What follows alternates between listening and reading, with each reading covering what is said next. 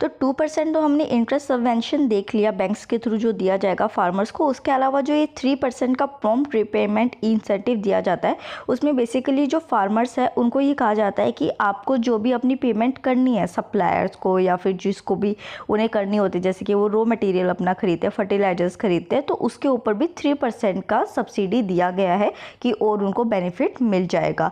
उसके बाद हमें देखिए ये जो स्कीम्स है ये जाननी ज़रूरी है क्योंकि ये हमारे डेवलपमेंटल इशू के अंडर आता है जो यूपीएससी ईपीएफओ में अलग से सिलेबस के अंडर है। तो प्रधानमंत्री किसान सम्मान निधि को देखते हैं तो ये गवर्नमेंट का एक इनिशिएटिव है जिसमें कि सभी फार्मर्स को ₹6,000 पर ईयर मिलेगा as an minimum income support. तो ये वाला जो टर्म है कि भाई कितना अमाउंट मिलता है और किसको मिल रहा है, मतलब कि एक कैटेगरी तो नहीं रखी गई है, और किस वे में, मतलब एनुअली मिल रहा है, 6 मंथ्स के अंदर मिल रहा है, इंस्टॉलमेंट्स में मिल रहा है, ये चीज़ें आपको अपने एग्जाम के लिए याद रखनी है। नेक्स्ट वी डिस्कस अबाउट प्रधानमंत्री गरीब कल्याण योजना। तो इसमें देखिए 2020 का ये जो कोरोना वायरस का पैंडेमिक है, इसमें फाइनेंस मिनिस्टर जो थी उन्होंने 24 बिलियन का रिलीफ पैकेज किया था, ये हमको पता ही है।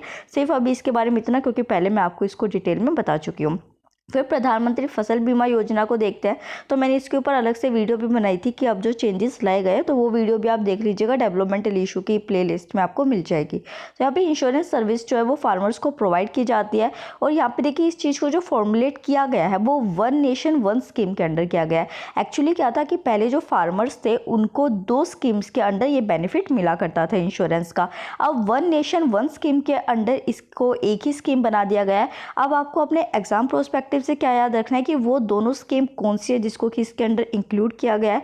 तो national agriculture insurance scheme and modified national agriculture insurance scheme, इन दोनों को मिला के प्रधानमंत्री फसल बीमा योजना बना दी गई है, क्योंकि इसका मेनली जो पर्पज़ है वो क्या है कि जो प्रीमियम बर्डन होता है फार्मर्स के ऊपर उसको रिड्यूस किया जा सके और जल्दी से जल्दी जो भी सेटलमेंट के क्रॉप इंश्योरेंस के उनके मतलब कि प्रॉब्लम्स होती है उनको अश्योर किया जा सके और उनको सेटल किया जा सके ताकि उनको सारा फुल इंश्योर्ड टर्म मिल सके।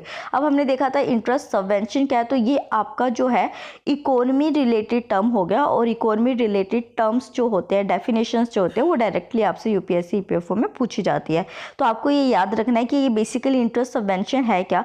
तो देखिए क्या होता है कि जो फार्मर्स होते हैं उनको जो बैंक्स है वो एक शॉर्ट टर्म क्रेडिट देते हैं एक सब्सिडाइज इंटरेस्ट रेट के ऊपर, उसे हम इंटरेस्ट सबवेंशन करते हैं। तो यहाँ पे अब जो है इंटरेस्ट सबवेंशन कितना कर दिया गया है, 2% का कर दिया गया है, मतलब 2% की जो सब्सिडी है वो इंटरेस्ट रेट के ऊपर फार्मर्स को और ज़्यादा मिलेगी अगर वो बैंक से जाके शॉर्ट टर्म क्रेडिट लेते हैं। तो next news is integrated Jio special platform launch for better decision in covid outbreak.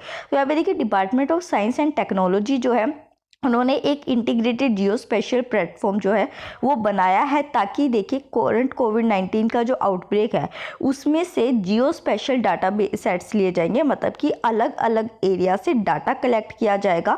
उन सबको कलेक्ट करके ये देखा जाएगा कि किस एरिया के अंदर किस तरीके से हमें काम करना है ताकि वो डिसीजन मेकिंग जो होती है लास्ट में लेनी होती है कि किस एरिया के अंदर ज़्यादा काम की ज़रूरत है, किसी में कम की ज़रूरत है, तो वो सारा इस इंटीग्रेटेड जियो स्पेशल प्लेटफॉर्म से ही मिलेगा। और यहाँ पे एरिया स्पेसिफिक स्ट्रेटेजीज की जाएगी, और ये जो एरिया स्पेसिफिक जो स्ट्रेटेजीज है वो इस टाइम में नहीं करनी होगी जब रिकवरी फेस आएगा, मतलब कि जब ये कोविड-19 जो है इसका थोड़ा जो स्लो डाउन हो जाएगा, मतलब केसेस कम हो जाएंगे, उसके बाद देखा जाएगा कि रिकवरी फेस के अंदर सोशियो इकोनॉमिक इम्पैक्ट जो हुए हैं कोरोना वायरस के उनको कैसे डील किया जा सकता है। तो ये जो मोबाइल एप्लीकेशन यूज़ की गई है जिसके थ्रू इस काम को किया जाएगा उसको नाम दिया गया है सहयोग का।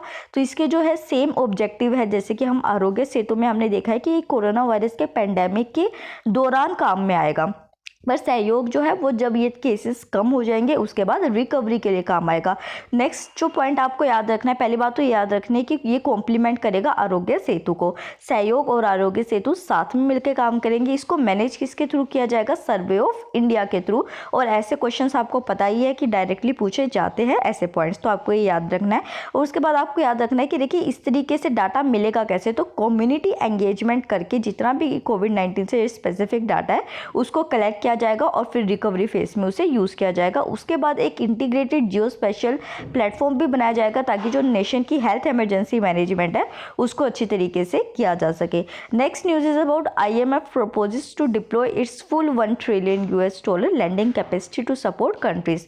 तो IMF जो है वो हमारे इकोनॉमी जो है सिलेबस उसके अंदर इंटरनेशनल ऑर्गेनाइजेशंस के अंडर आता है, जिसको मैं डिस्कस कर चुकी हूँ, बट बार बार IMF का अब जिक्र आ रहा है तो आपके एग्जाम प्रोस्पेक्टिव से ये चीज़ बहुत इंपॉर्टेंट हो जाती है। तो ये सारे फैक्ट्स आपको जान लेने चाहिए। तो यहाँ पे $1 ट्रिलियन की हेल्प करने को IMF ने कहा है। IMF जो है वो बेसिकली बोर्ड जो बनाया गया है IMF का, वो डेप्ट relief for 25 of its poorest member का भी करेंगे। जैसे मैंने आपको पहले भी पाकिस्तान का एग्जाम्पल देके बताया था कि वो कोरोना वायरस को क्यों नहीं डील कर रहा है, क्योंकि वो चाहता है कि जो IMF से उसने जितना भी कर्जा लिया है वो उसका माफ़ हो जाएगा। तो क्योंकि अभी IMF बोर्ड जो है उसने ये डिसीजन भी ले लिया है कि जो उसके 25 पुअरेस्ट मेंबर है, जो कि लगता है कि कोरोना वायरस के पैंडेमिक से और ज़्यादा पुअर कैटेगरी के अंदर चले जाएंगे, वो उनका जो जितना भी कर्जा अभी तक उन्होंने लिया था उसे माफ़ कर देगा। तो ये डिसीजन आप तो एक तो याद रखना है कि 25 कंट्रीज़ का माफ़ किया जाएगा। दूसरा, IMF के जो स्टैटिक चीज़ें हैं वो आपको याद रखने कि इसकी ऑर्गेनाइजेशन के अंदर कितनी कंट्रीज़ इन्वॉल्व है। तो 189 कंट्रीज़ जो है वो IMF को बनाती हैं और इसका जो बेसिक ऑब्जेक्टिव है वो ये है कि पूरे वर्ल्ड के अंदर एक मॉनेटरी कोऑपरेशन रहे, सभी कंट्रीज़ के अंदर फाइनेंशियल स्टेबिलिटी रहे और जितना भी इंटरनेशनल ट्रेड है वो अच्छे तरीके से हो सके, ताकि high employment, sustainable economic growth पूरे वर्ल्ड की बनी रहे और उसके साथ ही पॉवर्टी को रिड्यूस करना भी इसके ऑब्जेक्टिव्स के अंदर ही आता है। इसको क्रिएट किया गया था 1945 के अंडर और 189 मेंबर कंट्रीज़ जो है वही इसको गवर्न करती है और इसके लिए अकाउंटेबल भी रहती है। तो इसको देखिए जो प्राइमरी पर्पस है वो ये है कि स्टेबिलिटी बनी रहे इंटरनेशनल मॉनेटरी सिस्टम की, ताकि जो कंट्रीज है वो एक दूसरे के साथ इजीली ट्रांजैक्ट भी कर सके। तो IMF जो है वो एक ब्रॉड सपोर्ट प्रोवाइड करता है लो इनकम कंट्रीज को। किस तरीके से करता है, देखिए पहले वो उस कंट्रीज का सर्विलेंस करेगा कि उसकी हालात क्या है, फिर कैपेसिटी बिल्डिंग एक्टिविटीज़ को प्रमोट करेगा ताकि वहाँ पे फाइनेंशियल चीज़ें जो है वो डेवलप हो सके, और उसके बाद देखिए अगर उनको उस चीज़ को बनाने के लिए, कैपेसिटी बिल्डिंग एक्टिविटीज़ के लिए कोई फाइनेंशियल सपोर्ट चाहिए होता है तो कंसेशनल फाइनेंशियल सपोर्ट दिया जाता है। मतलब कि मान लीजिए कि अगर कोई रिच कंट्री है वो IMF के पास जाती है लोन लेने के लिए तो उसको हाई इंटरेस्ट रेट पे लोन दिया जाएगा, पर जो पुअर कंट्रीज जाएगी तो उसको कुछ कंसेशन दिया जाएगा और फाइनेंशियल सपोर्ट पे थोड़ा कम इंटरेस्ट रेट लगाया जाएगा। और यहाँ पे देखिए जो डिसीजन लिया जाता है कि किस कंट्री के अंदर कैसे हमें हेल्प करनी है या किस तरीके से स्टेबिलिटी मेंटेन करनी है, वो बेसिकली मेजोरिटी ऑफ वोट्स जो कास्ट होती है इन 189 कंट्रीज़ के बीच में उसके बेसिस पे डिसाइड किया जाता है। तो यहाँ पे देखिए जो बोर्ड ऑफ गवर्नर है जिसने कि अभी ये डिसाइड भी किया है कि 25 मेंबर कंट्रीज जो पुअरेस्ट है उनका कर्जा माफ कर दिया जाएगा, तो उसके अंडर एक गवर्नर होता है और एक अल्टरनेट गवर्नर होता है।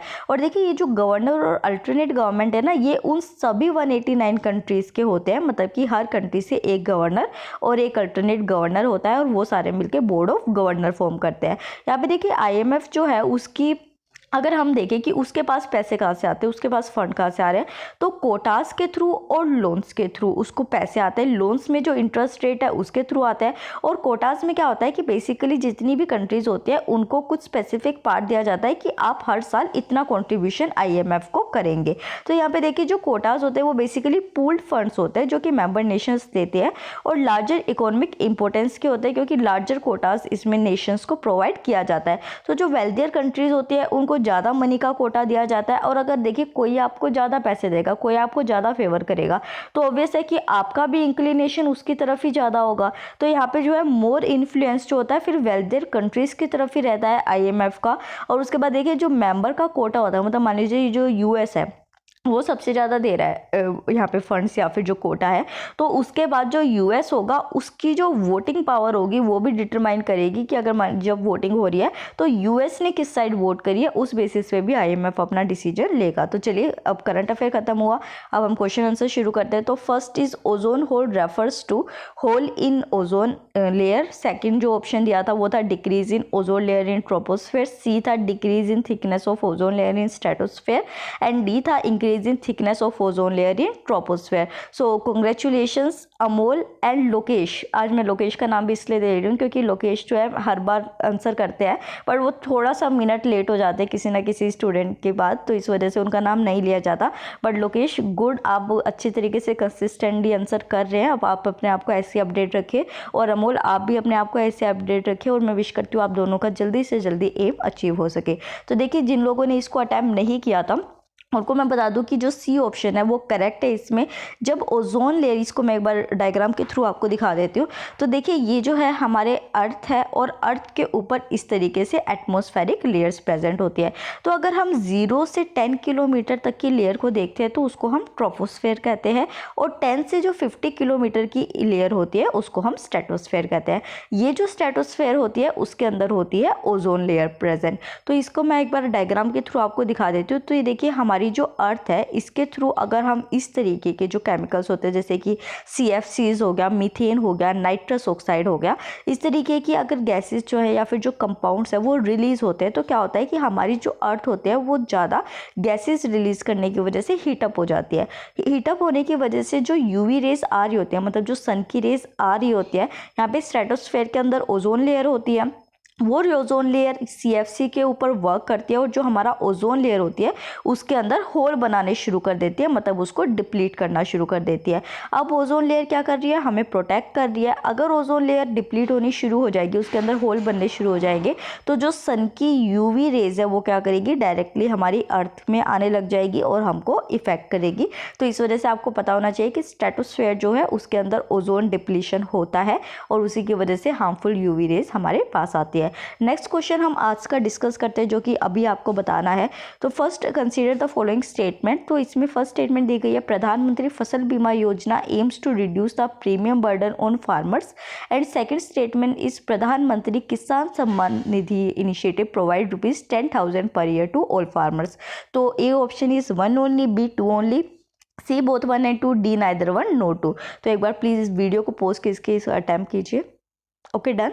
तो फर्स्ट स्टेटमेंट देखिए बिल्कुल सही है कि प्रीमियम बर्डन को घटाने के लिए फार्मर्स के ऊपर इसको लॉन्च किया जाता है, बट जो सेकंड स्टेटमेंट है वो गलत है बिकॉज 10,000 रुपीज़ नहीं 6,000 रुपीज़ जो है यहाँ पे फार्मर्स को दिए जाते हैं पर ईयर। तो यहाँ पे आपका A option is correct. Next question is mobile application Sahyog is launch by which of the following. A is department of science and technology, B NITI Aayog, C is ministry of family health and welfare and D is ministry of agriculture. तो एक बार video pause कीजिए, इससे answer कीजिए। Okay done. तो department of science and technology जो है वो इसको बनाया है, इसने लॉन्च किया है और उसके बाद जो सर्वे ऑफ इंडिया है उसके थ्रू इसको इम्प्लीमेंट किया जाएगा या आगे लेके जाया जाएगा। फिर next question is consider the following statement regarding International Monetary Fund. First statement is it is governed by and accountable to 189 member countries. Second, its primary purpose is to ensure the stability of international monetary system. तो आपके पास option है A is 1 only, B 2 only, C both 1 and 2, D neither 1 no 2। Please एक बार इसे attempt कीजिए। Okay done. तो बिल्कुल सही है, 189 मेंबर कंट्रीज जो है वो IMF का पार्ट फॉर्म करती है, तो ये उसके लिए अकाउंटेबल होता है और उसे गवर्न करता है और इसका जो प्राइमरी पर्पस है वो स्टेबिलिटी है। तो दोनों स्टेटमेंट सही है, तो C option both 1 and 2 is correct. देखिए ये क्वेश्चन जो है अब आपका कल के लिए है, इसको आपको अटैम्प्ट करना है। एक चीज़ आपके माइंड में आ सकती है कि मैम आप हमें साइंस से रिलेटेड क्वेश्चन क्यों दे रहे हैं, क्योंकि हमने अपने साइंस का पार्ट 1 डिस्कस कर लिया है। हालांकि मैंने अभी 10 डेज़ का ये ब्रेक लिया है, बट उसके बाद हम साइंस को अच्छे से शुरू करेंगे। तो मैं चाहती हूँ कि इतने आपका थोड़ा बेस तैयार हो जाए, आप अपने आप को एनालाइज कर ले कि आप साइंस में कितने स्ट्रॉन्ग है, ताकि उस तरीके से फिर अगर आपको लगता है कि आप में कोई वीकनेसेस है तो आप उस सीरीज़ को अच्छे से फॉलो कर सकते हैं और अगर आप स्ट्रॉन्ग है उस चीज़ में तो आपका अच्छे तरीके से रिविजन हो जाएगा। तो ये सिर्फ आपको एनालाइज करने के लिए मैं अभी ये क्वेश्चन दे रही हूँ। तो क्वेश्चन जो है कल के लिए वो ये है, photosynthesis generally take place in which part of the plant. A is leaf and other chloroplast bearing parts, B stem and leaf, C is roots and chloroplast bearing plants and D is bark and leaf। तो इसको comment section में ज़रूर drop कीजिएगा इसका answer और I hope आपको ये video पसंद आई होगी। और अगर वीडियो पसंद आई और फर्स्ट टाइम देख रहे हो तो प्लीज़ चैनल को सब्सक्राइब ज़रूर कीजिएगा। Thank you so much.